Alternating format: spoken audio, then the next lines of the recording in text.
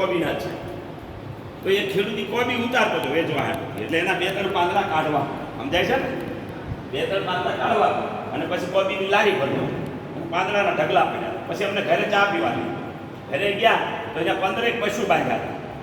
એ જુવારની નીરણ ખાતા, સમજાય છે? તો મેં કીધેલા મૂર્ખ છું, અત્યારે જુવારની ખવડાવે કે પાંદડા ખવડાવે?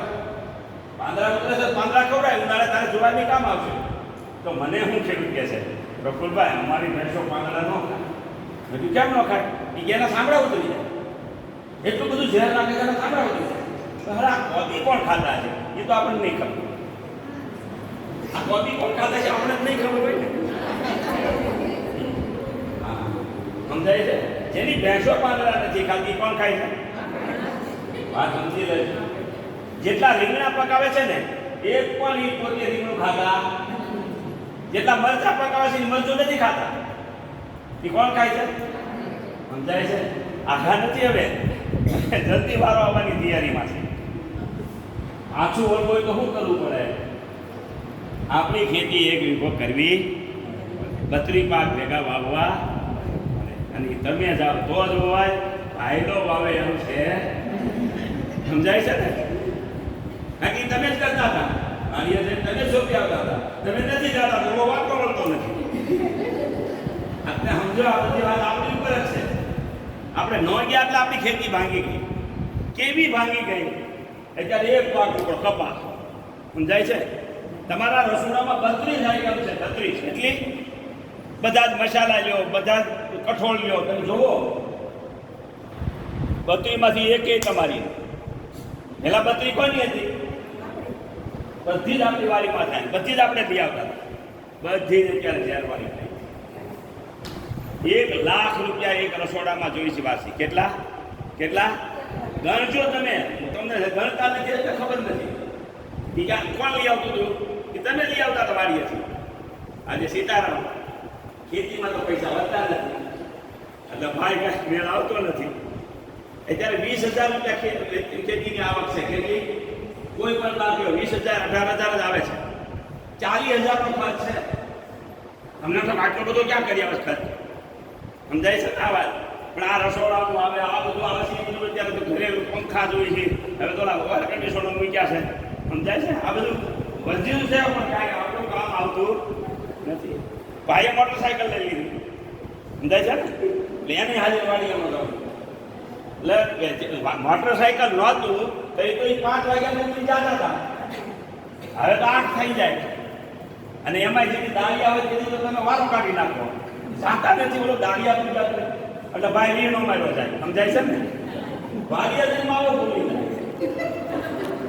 વાડીએ જઈને માવો ભૂલી જાય. એ પાછો ઘરનું મોટરસાયકલ આગળ લઈને આવે, એ પાછો લઈ જાય. તમને ખબર નથી કે 1/2 લીટર પૂરું થઈ જાય. માવો 8 રૂપિયાનો અને 50 રૂપિયાનો પેટ્રોલ 60 રૂપિયાનો ખાય છે. ક્યાંય મેળ આવતો નથી. આ ટ્રેક્ટરો નિંદામણ ભાવ વધતા જાય, પૈસો હાથમાં નથી. જ્યાં સુધી તમે રસ નહીં લો ત્યાં સુધી આ ખેતી ઉપર આવવાની નથી. ધ્યાનમાં આવ્યા પછી તમારો વર્ગ છે. સમજાય છે વાત? તમે નહીં રસ લો તો નહીં થાય. કેવું ખેતી છે અમારા 6 વર્ષના સંશોધનમાં? ખેતી કેવી હોય તો પ્રવીણભાઈ એના ખેતીનું બતાવ્યું કે કપાસ હોત તો સમજાય છે ને 20,000 થાય. પણ એને તો કેટલી અંદર વાવી દીધું, એમાં કોઠીંબા વાવી દીધું, સમજાય છે? કોઠીંબા તો એમ ન થાય. કોઠીંબાની કાસરી કરીને કેટલા વેચી નહીં બોલ્યા? 700 રૂપિયા કિલો વેચે. કેટલા? બદામનો શું ભાવ? સમજાય છે? તમારા ખેતીમાં જ બદામ કરતા વધારે પાકે. આપણને ખબર પડી. પછી આ કાસરી શું છે ખબર છે? કદાચ કોઈ વડીલોને ખબર હોય તો ભલે. સમજાય છે? કાસરી બેનને પેટમાં બાળક હોય ત્યારે અડધો ખોરાક થઈ જાય છે. કાસરી એવી ચીજ છે કે તમારો ખોરાક ડબલ કરી દે છે. એને ફરજિયાત ખાવાની હોય છે. આપણા ઘરમાં ફરજિયાત કાસરી હતી. આપણને ખબર જ નથી આ કાસરી ક્યાં ખાય. સમજાય છે? આ વાતને આપણે સમજ્યા જ નથી. તો આપણી ખેતીમાં તમે નથી જતા તો કાસરી નથી. કાસરી જાવ તો થાય. હવે તો બધા પ્રોસેસ મશીન આવી ગયા છે. તમારે ખાંડવું પડે એવું નથી. તમને એમ કે પાછો ખાંડવાની આવી જાય એવું નથી. હવે બધાના મશીનો આવી જાય. સૂકવવાના મશીન છે, તો આ બધું જ જે આપણું છે એ કોના પ્રતાપે વયું ગયું? મહિલાના પ્રતાપે. તમે નહીં જાગો સ્વર્ગ નહીં આવે તો વીઘો કેટલાનો થાય? અત્યારે ખેતીમાં પ્રગતિ કરતા કરતા પ્રવીણભાઈ જેવા કેટલાય ખેડૂતો આવી ગયા છે. 1 લાખથી માંડીને 12 લાખ રૂપિયા એકરે 12 લાખ સમજાય છે કાંઈ? અત્યારે 20,000 મેં કાઢો ક્યાંય મેળવતા નથી અને બધા લાખ સુરત બધા સુરત છે. હવે જ્યારે કોઈ નથી ત્યાંથી ગાડીમાં બધું ચાલે બધું સમજાય છે? આ દશા છે આપણી. ન્યાય નથી. તો ખેતી એવી છે કે એની અંદર મેળ છે. 12 લાખ સમજો તમે 12 લાખ હોય તો શેમાં આવ્યા હો? બોડીમાં આવ્યા હો. સમજાય છે નહીં? એવી ખેતી તમે નથી એટલે વહી ગઈ છે. એ ખેતીમાંથી આજે કચ્છનું ફાર્મ તૈયાર છે. ઉતરે છે માલ, કોઈને જોવા તૈયાર થઈ જાવ. કાલે દેખાડ્યો વિડીયો, કાલે વિડીયો દેખાડ્યો. 12 લાખ ઉતારે છે. ગણી લેવાના તમારે. એવું નથી કે ધરતી બનશે.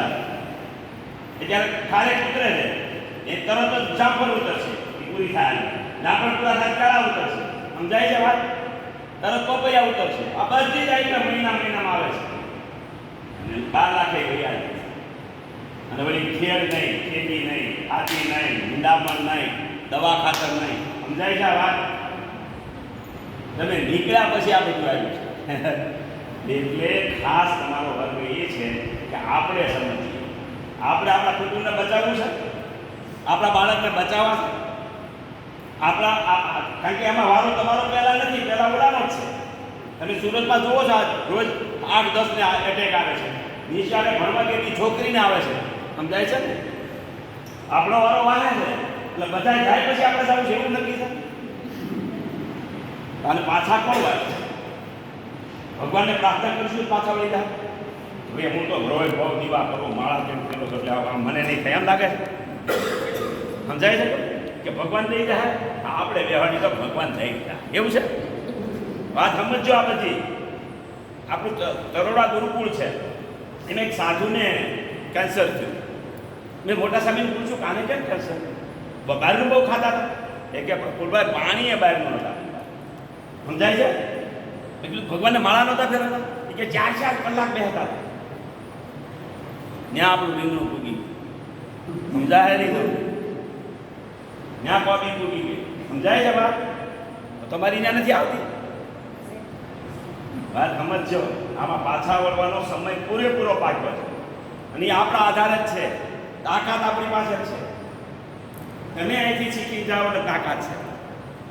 આજે સરકારે નિર્ણય કરી લીધો 1 કરોડ માણસોને આ પ્રેક્ટિસ આપવાની છે.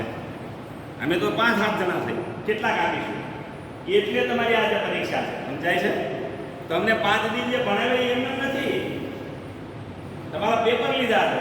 તમે ટ્રેનરો થયા. પ્રવીણને ભણાવે એવું નથી. તમારે ભણાવવાના છે. તમને પગાર મળવાનો છે. આ પગાર વગરનું નથી કાંઈ. તો આ વાતને બરોબર સમજો. આપણી ખેતીને પાછી વાળી હોય તો આપણે જ વાળી શકીએ. આપણામાં જો તાકાત નહીં હોય, તમે જેમ ઘરે નહીં મેળવો તો નહીં જણાવો. અત્યારે જઈને કહેવું જ પડે કે લાવો ભાઈ વીઘો મારો, એમાં હું સોંપી દઉં. તમારામાં કાંઈક દવા છાંટવા આવવાનું નથી તો થશે. તમે આ સાધન શીખી ગયા છો. કેમ કે વહેલા જોયું છે કચરો જેટલો નિંદામાં છે મને એમાં નાખવાનું છે. એટલે તમે આખું ખેતર ભાગી દો, નીંદવું ન પડે તમારું એવું તો. અને બધું જ વાળી દો. એક શાક નકરો શાકનો રીંગણાનો શાક નહીં કરતા. રીંગણાનો કેરો નહીં. એક રીંગણું હોય, એક ભીંડો હોય, એક કુવાર હોય. સમજાય? ખાવ બધા ભેગું વાવવાનું એટલે રોગ આવે અને ઢાંકી દો ખડથી બધાથી. નીંદવું ન પડવું. ઉતારો આવું 1 બેન અત્યારે તો ગામથી એક આદમી આવ્યા છે. 1 બેને નહીં થાય. કારણ કે આખા ગામ જેટલી બેન પડી છે એ પાછી આવી છે. હું ક્યાં આ સરવાળે છે. સમજાય છે ને? ક્યાંથી પાછી કાઢી લે. એટલે તમારે એને પણ શીખવાડવું પડશે. તમારા ગામમાં પણ વર્ગ રાખવો જોઈએ, સભા રાખવી પડશે. અમને બોલાવો ને, અમે બધા આવવા તૈયાર છીએ. પણ જો બધી બહેનો જાગી ગઈ, કેમ થઈ ગઈ, તો પછી કોઈ પાછું વાળી શકશે. એટલે એ પણ તમારે કામ કરવું પડશે. સંયુક્ત કુટુંબ હતા આપણા. સમજાય છે? પહેલાં અત્યારે નથી. પહેલાં